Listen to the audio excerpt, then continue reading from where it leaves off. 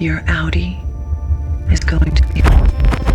Hey everyone, welcome back to your nerdy show. I'm your host, Spoiler Master. Today we're diving deep into Severance Season 2, Episode 5, and trying to make sense of the complex, chilling, and mind-bending events that unfolded. So let's break down everything, from Helena's refusal to return to Lumon, to the mystery of Cold Harbor, and of course, the shocking moments involving Audi Mark and his deteriorating reintegration. Good morning, Helly.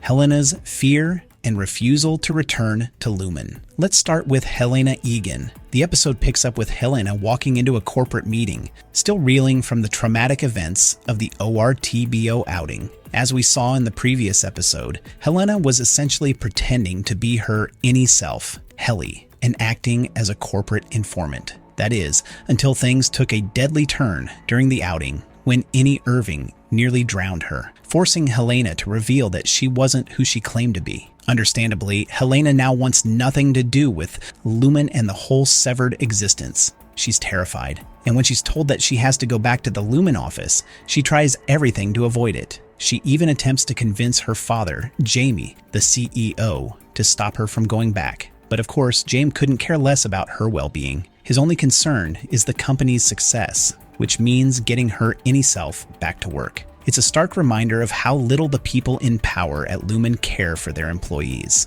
Helena's resistance to returning to the office comes from a genuine fear of being hurt again. She believes that Innie Helly is actively trying to kill her now that she knows the truth about Helena's role as an imposter. Despite her desperate attempts to get out of it, she eventually caves when she's told that her Innie's presence is absolutely necessary to complete the company's Cold Harbor operation. It's a grim moment when she finally agrees to go back, as we can see how broken she's become from the trauma of the program.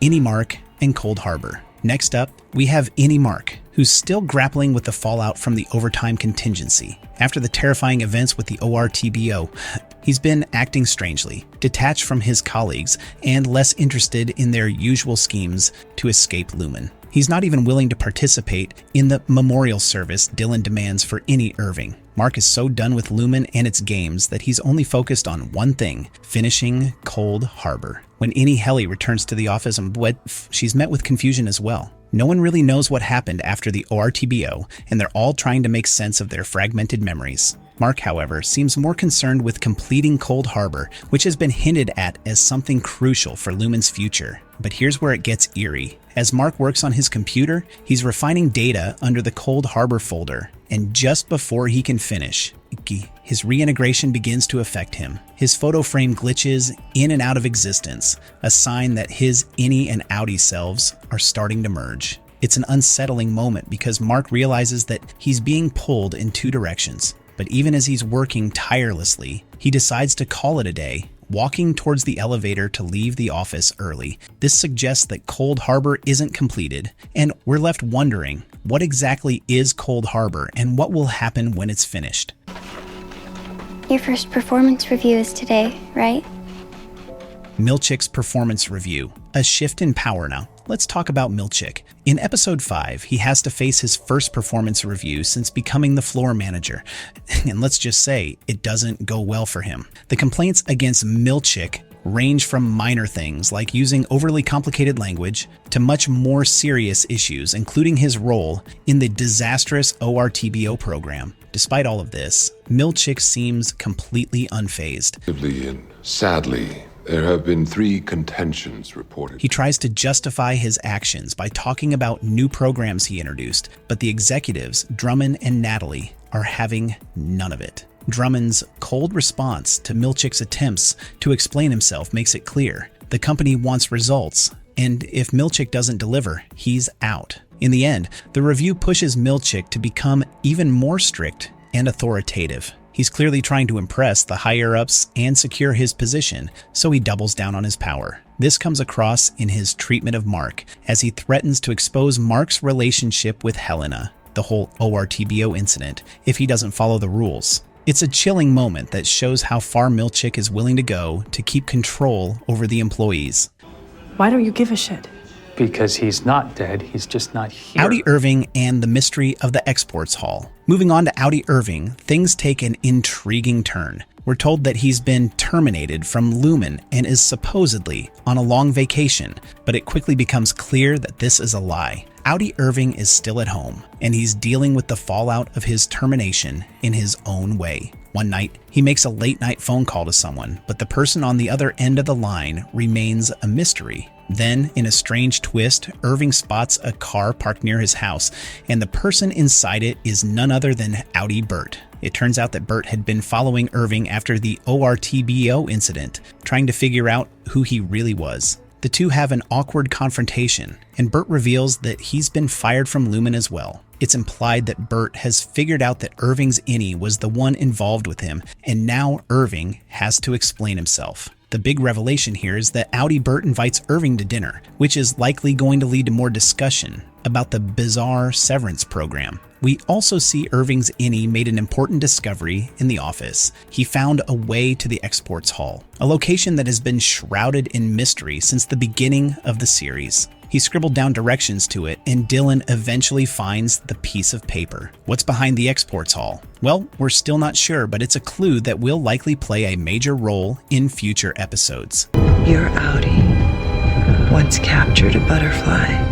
Mark's health and the final scene. As the episode progresses, Audi Mark's reintegration becomes even more problematic. He's clearly struggling with the physical and mental toll of the procedure. He's coughing and experiencing hot flashes, which suggests that his reintegration isn't going as smoothly as he hoped. We also see Mark drinking a mysterious health drink, which may be some kind of remedy to counteract the side effects of the reintegration. At the end of the episode, we get a moment of emotional clarity for Mark. While in the midst of the reintegration process, Mark briefly crosses over into the Lumon office and encounters none other than his wife, Gemma. But here's the twist. Gemma is supposed to be dead. This moment raises so many questions. Is Gemma truly alive? Or is this just a hallucination or projection that Mark's mind is creating to help him cope with his deteriorating health? It's unclear, but the moment leaves us with a chilling sense of uncertainty. The idea that Gemma might be alive and trapped within Lumon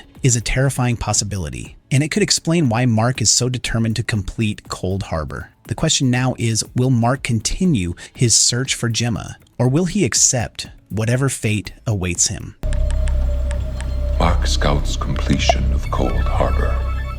The mystery of Cold Harbor and the future of Mark's reintegration. As we wrap up the episode, it's clear that Cold Harbor is a significant part of Lumon's mysterious operations. We don't know exactly what it is yet, but we do know it's tied to Mark's work and his reintegration process. The fact that Mark is struggling with his health suggests that Cold Harbor could have major consequences for him, especially as he gets closer to completing the procedure. It's also becoming clear that Mark's health is deteriorating as a result of his reintegration. His symptoms are worsening, and the glitching moments we see in the episode suggest that his mind and body are being pushed to their limits. If the reintegration continues, Mark may not have much time left. Helena Egan, leader in waiting of this company. Our nerdy thoughts? So what's going to happen next? Will Mark complete Cold Harbor and uncover the truth behind Gemma's fate? Will he confront the reality of his deteriorating health?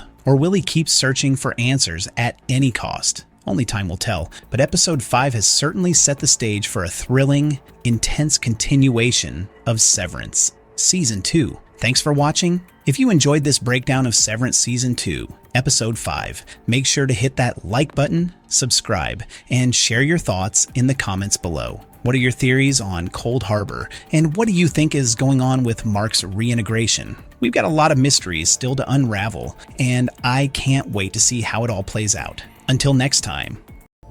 Your Audi is going to be... No, what the heck, I'll laugh anyway.